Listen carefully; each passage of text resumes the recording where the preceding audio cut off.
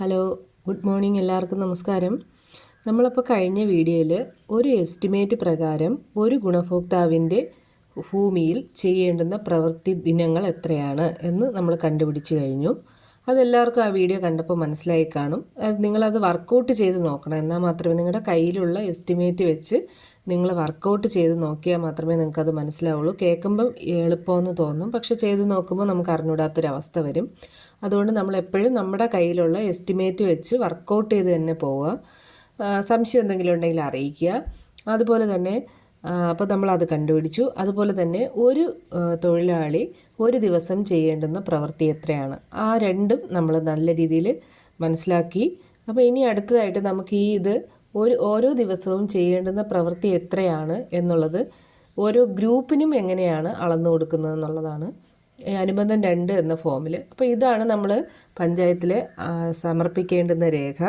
അതാത് ദിവസം നമ്മൾ ചെയ്യേണ്ടുന്ന പ്രവൃത്തിയും ചെയ്ത് കഴിഞ്ഞ പ്രവൃത്തിയും നമ്മൾ വ്യക്തമായി എഴുതിയ ശേഷം ഇത് മസ്റ്റ്റോൾ നമ്മൾ പഞ്ചായത്തിൽ ഏൽപ്പിക്കുമ്പോൾ ഒരാഴ്ചയിലെ ഒരു മസ്റ്റ്റോൾ കാലയളവിനുള്ളിൽ പ്രവൃത്തി ചെയ്യേണ്ടുന്നതും പൂർത്തീകരിച്ചതുമായ അളവുകളും കൂടി അനുബന്ധം 3 എന്ന ഫോമുണ്ട്. അതും കൂടി ചേർത്തിട്ടാണ് നമ്മൾ പഞ്ചായത്തിൽ മസ്റ്റ്റോൾ 7-ാം ദിവസം സമർപ്പിക്കേണ്ടത്. അപ്പോൾ ഇത് കൃത്യമായി നമ്മൾ ചെയ്തില്ല എന്നുണ്ടെങ്കിൽ നമുക്ക് കയ്യിൽ ബില്ല് എഴുതാനായിട്ട് സാധിക്കില്ല. അപ്പോൾ അത് ബില്ല് കറക്റ്റായിട്ട് എഴുതിയാൽ മാത്രമേ നമുക്ക് കറക്റ്റായിട്ടുള്ള പൈസ കിട്ടുകയുള്ളൂ. അപ്പോൾ അതിനായിട്ട് നമ്മൾ പ്രത്യേകം ശ്രദ്ധിക്കുക. അപ്പോൾ അനുബന്ധം 2 ഫോം നമുക്ക് പരിചയപ്പെടാം. ആദ്യമായിട്ട് ഇതിൽ എഴുതിയിരിക്കുന്നത് നിങ്ങൾ ശ്രദ്ധിക്കുക. ഇതിൽ പ്രത്യേകം പറഞ്ഞിട്ടുള്ളത് എസ്റ്റിമേറ്റ് പ്രകാരം ഓരോ ദിവസവും പൂർത്തീകരിക്കേണ്ടതും പൂർത്തീകരിച്ചതുമായ അളവുകൾ.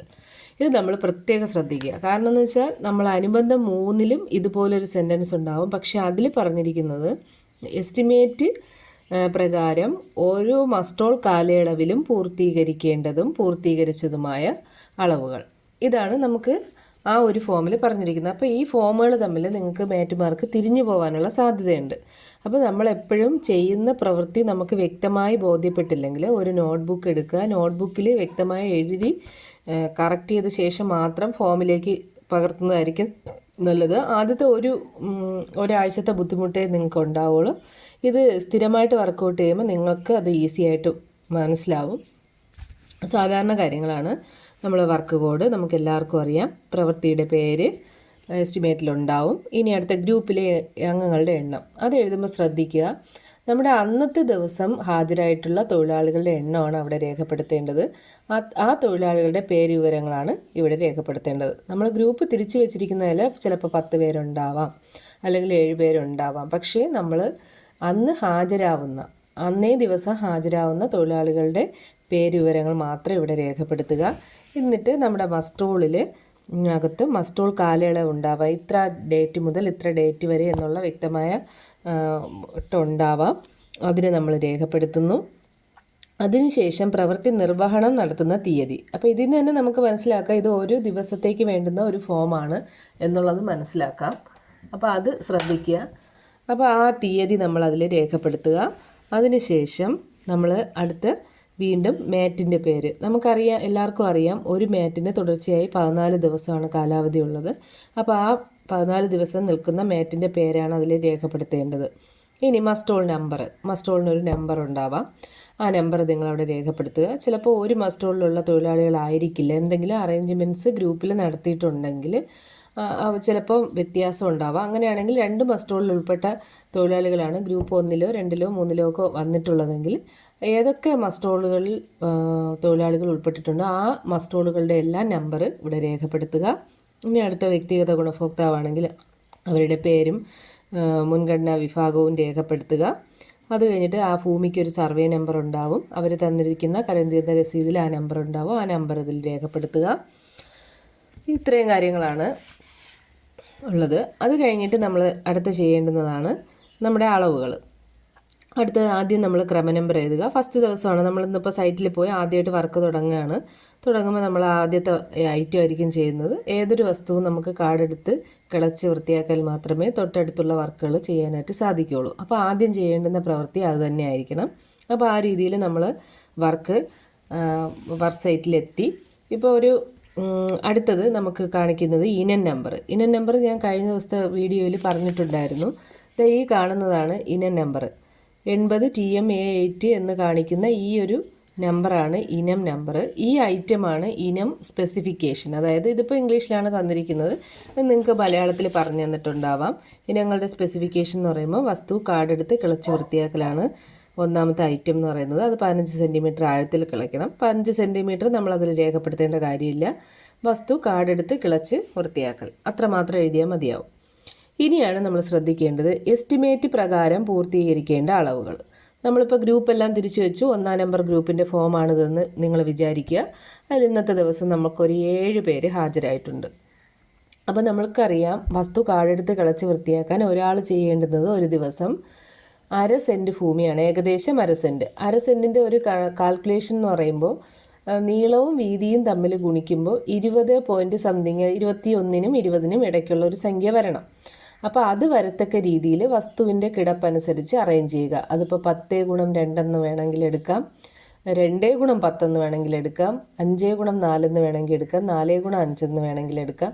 അങ്ങനെ എങ്ങനെയായാലും നിങ്ങൾക്ക് ആ വസ്തുവിൻ്റെ നീളവും വീതിക്കും അനുസരിച്ച് നിങ്ങൾക്ക് ഈ ഒരു അളവ് ഗുണിക്കുമ്പോൾ 20നും 21നും ഇടയ്ക്ക് വരത്തക്ക രീതിയിലുള്ള ഒരു അളവ് നിങ്ങൾ അളന്നിട്ട് കൊടുക്കുക.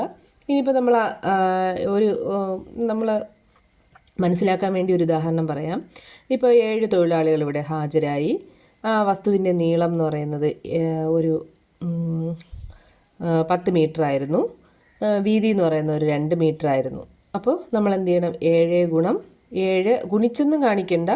ഇതിപ്പോൾ എഴുതി കഴിഞ്ഞാൽ തന്നെ നീളം ഗുണം വീതി ആയിക്കോളും.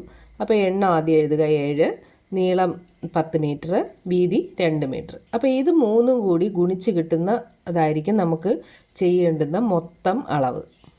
മനസ്സിലായില്ലേ? അപ്പോൾ അത് എഴുതുക. അത് കഴിഞ്ഞ ശേഷം വൈകുന്നേരമാണ് നമ്മൾ ഈ വർക്കെല്ലാം പൂർത്തിയായി. 5 മണി വരെയാണ് പ്രവൃത്തി സമയം, അതെല്ലാവർക്കും അറിയാം.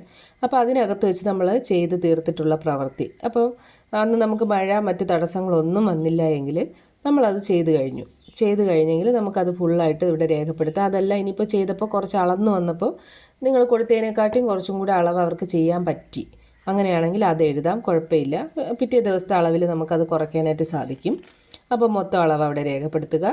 ഒരു തൊഴിലാളിയുടെ പേരും ഒപ്പും ഈ കോളത്തിൽ എഴുതുക. ഇങ്ങനെ ഓരോ കോളത്തിലും എത്ര ഐറ്റം ചെയ്യുന്നു ആ ഓരോ കോളത്തിലും തൊഴിലാളികളെ കൊണ്ട് പേരും ഒപ്പും വാങ്ങുക.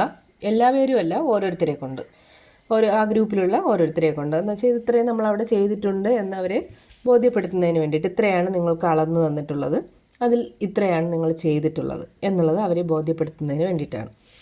ഇനി രണ്ടാമത്തെ ഐറ്റം മഴക്കുഴിയാണെന്ന് സങ്കല്പിക്കുക. ഇനി മഴക്കുഴി നമ്മൾ എടുത്തു. മഴക്കുഴി ചെയ്യുമ്പോൾ ഇപ്പോൾ 7 പേർക്കാണ് നമ്മൾ ആദ്യത്തെ ഗ്രൂപ്പിൽ 7 പേരാണ് വന്നത്. ഇപ്പോൾ നമ്മൾ ആദ്യത്തെ ദിവസം നമുക്ക് ഇതിപ്പോൾ 2-ാം ദിവസത്തെ ഫോമാണെന്ന് സങ്കല്പിക്കുക. ഇതിപ്പോൾ ഫസ്റ്റ് ദിവസം നമ്മൾ കൊടുത്തു കഴിഞ്ഞു. ഇപ്പോൾ ഒരു വസ്തുവിൽ ചെല്ലുമ്പോൾ നമ്മൾക്ക് കാടെടുത്ത് കിളച്ച് വൃത്തിയാക്കാനായിട്ട് ഒരു 15 ആളിൻ്റെ വസ്തുവേ ഉള്ളൂ. അതായത് 7.5 സെൻറ്റ് വസ്തുവേ നമുക്ക് അവിടെ ചെയ്യാനുള്ളൂ എന്ന് വെച്ചോ. അപ്പോൾ അങ്ങനെയാണെങ്കിൽ നമുക്ക് 7 പേർക്കുള്ളത് നമ്മൾ അളന്നിട്ട് കൊടുത്തു. 15 പേർക്കുള്ളത് നമ്മൾ അളന്നിട്ട് കൊടുത്തു. ആദ്യത്തെ 7 പേർക്ക് അങ്ങനെ അളന്നിട്ട് കൊടുത്തു. അപ്പോൾ ഇനി മറ്റുള്ളവർക്ക് ചെയ്യാനായിട്ട് ആ വസ്തുവിൽ വർക്കില്ല, തൽക്കാലം ഇല്ല.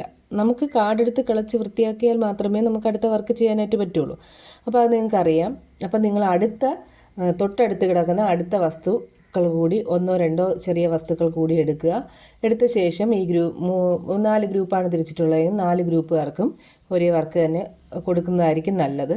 അപ്പോൾ അവരത് ചെയ്ത് കഴിഞ്ഞ ശേഷം നമ്മൾ 2-ാമത്തെ ഐറ്റത്തിലേക്ക് പോകുന്നതാണ് നല്ലത്. ഓരോ വസ്തുവിലും 2-ാമത്തെ ഐറ്റത്തിൽ എത്ര ആളുണ്ടെന്ന് നമ്മൾ നേരത്തെ കണ്ടുപിടിച്ച് വെച്ചു. അപ്പോൾ അത്രയും ആൾക്കാരെ ഓരോ വസ്തുവിലേക്കും ഇട്ട് കൊടുക്കുക ഓരോ ദിവസവും.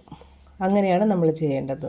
അല്ലാതെ നമ്മൾ മുൻ വർഷങ്ങളിൽ ചെയ്തതുപോലെ ഒരു 10 സെൻറ്റ് എടുത്തിട്ട് നമ്മളെ ഗ്രൂപ്പിലുള്ള മുഴുവൻ പേരും അതിനകത്ത് നിന്ന് ചെയ്യുന്നത് നമുക്ക് അനുയോജ്യമായ പ്രവൃത്തിയല്ല.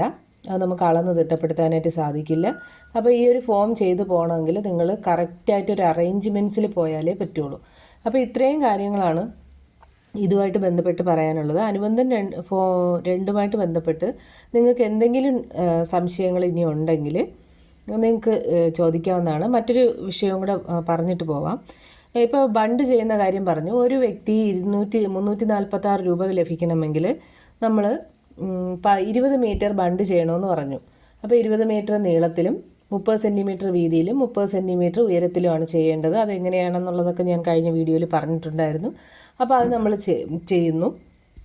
അതിപ്പോൾ ആ എസ്റ്റിമേറ്റിൽ ചിലപ്പോൾ ഒരു വ്യക്തിയുടെ പേര് പറഞ്ഞിട്ട് 15 മീറ്റർ നീളത്തിനുള്ള 35 ബണ്ടെന്നായിരുന്നു അതിൽ പറഞ്ഞിട്ടുള്ളത്. അതിപ്പോൾ 15 മീറ്റർ നീളത്തിനുള്ള ഒരേ ബണ്ട് തന്നെ പിടിക്കണമെന്ന് നിർബന്ധമില്ല. ഇപ്പോൾ 5 മീറ്റർ നീളത്തിലുള്ള 3 ബണ്ട് വേണമെങ്കിൽ നമുക്ക് കണക്കാക്കാം. കാരണം അവിടെ അത്രയും ചെയ്യേണ്ട ആവശ്യമില്ലെങ്കിൽ നമ്മളിപ്പോൾ ഒന്നിച്ച് എസ്റ്റിമേറ്റ് ഇട്ടിരുന്നാലും ഇപ്പോൾ 5 മീറ്റർ നീളത്തിലുള്ള 4 ബണ്ട് കൊടുക്കാം. ഇപ്പോൾ 20 മീറ്റർ തുടർച്ചയായി 20 മീറ്റർ ബണ്ട് തന്നെ ഒരു തൊഴിലാളിക്ക് കൊടുക്കണമെന്നില്ല. 5 മീറ്ററിലുള്ള 4 എണ്ണമോ അല്ലെങ്കിൽ 15 മീറ്ററിലുള്ള 1, 5 മീറ്ററിലുള്ള 1 എങ്ങനെയാണെന്ന് വെച്ചാൽ ആ വസ്തുവിൻ്റെ സൗകര്യം എന്താണോ അതിനനുസരിച്ച് നമുക്ക് അളന്ന് തിട്ടപ്പെടുത്തി കൊടുക്കാവുന്നതാണ്. അപ്പോൾ ഇത്തരം വർക്കുകൾ, ആദ്യത്തെ വർക്ക് നമുക്ക് ഗ്രൂപ്പിന് മൊത്തത്തിലായിട്ട് ഒരുപക്ഷെ കൊടുക്കാൻ സാധിച്ചാലും തൊട്ടടുത്ത് വരുന്ന വർക്കുകൾ ഓരോ വ്യക്തിക്കും അളന്നിട്ട് കൊടുക്കേണ്ടതായിട്ട് വരും. അപ്പോൾ ആ രീതിയിൽ അളന്ന് തന്നെ പോകണം. അവർ ചെയ്തിട്ടുണ്ടെങ്കിൽ അവർക്ക് മുഴുവൻ ശമ്പളവും കൊടുക്കുക. അവർ ചെയ്തിട്ടില്ല എന്നുണ്ടെങ്കിൽ നിങ്ങൾ പിറ്റേ ദിവസം ഒരു 2 മണിക്കൂറൊക്കെ നേരത്തെ വന്ന് അവർക്ക് ആ വർക്ക് ചെയ്ത് തീർക്കാൻ കഴിയുമെന്ന് ശ്രദ്ധിക്കുക. അപ്പോൾ അത് കഴിയുകയാണെങ്കിൽ അവർക്ക് ആ പൈസ കൊടുക്കാവുന്നതാണ്. ഇല്ലയെന്നുണ്ടെങ്കിൽ ആഴ്ച അവസാനം മസ്റ്റർ റോൾ എഴുതുന്ന സമയത്ത് പൈസ കുറയ്ക്കാവുന്നതാണ്. അപ്പോൾ ഓക്കെ, താങ്ക് യു.